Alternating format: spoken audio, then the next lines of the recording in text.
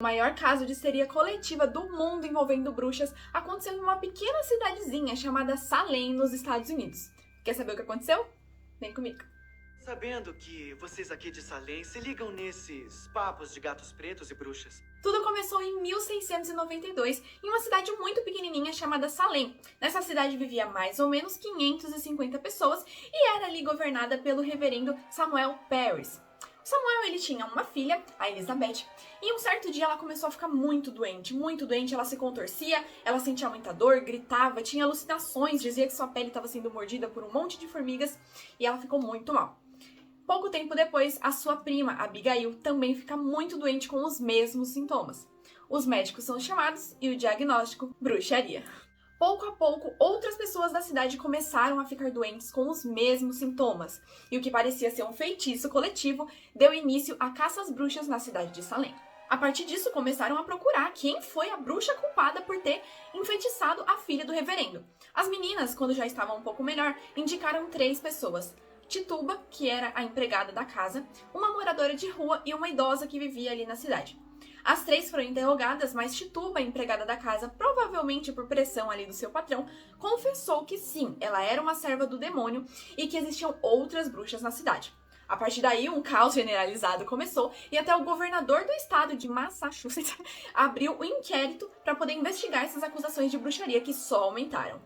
São bruxas que voam e vão comer as crianças de Salem, elas existem! Esse tribunal começou a receber diversas denúncias e até o sonho das pessoas eram considerados como evidências. A partir daí, muitas pessoas foram investigadas, aproximadamente 150 pessoas. Depois disso, alguns foram condenados, apesar de nunca terem confessado de fato a bruxaria. 19 pessoas foram mortas nesse primeiro momento, dessas 15 mulheres, uma criança de 4 anos e alguns animais. Esse surto coletivo só terminou quando o presidente da Universidade de Harvard ligou para o governador Williams falando que tudo isso era um absurdo, que ele estava se baseando em sonhos e previsões das pessoas, e que era melhor ter 10 bruxas suspeitas soltas do que uma pessoa inocente condenada. Como a esposa do governador Williams estava sendo acusada de bruxaria, ele aceitou e ali foi encerrada essa caça às bruxas em Salem. Eu não sou uma bruxa, eu não lanço feitiços, ninguém me ensinou magia. Apenas quase 300 anos depois, em 1957, o estado de Massachusetts reconheceu que o episódio de Salem foi um erro e pediu desculpas, e suas condolências às famílias das vítimas e aos mortos do episódio lá em 1600 e bolinha. Tá, mas se não foi bruxaria, o que deixou tantas pessoas doentes na cidade de Salem? E a resposta é cravagem. A cravagem é um fungo que infecta alguns cereais, principalmente o centeio, que é utilizado para fazer pão. Dentre esses compostos que tem na cravagem, existe a ergotamina, que é responsável por uma doença chamada ergotismo.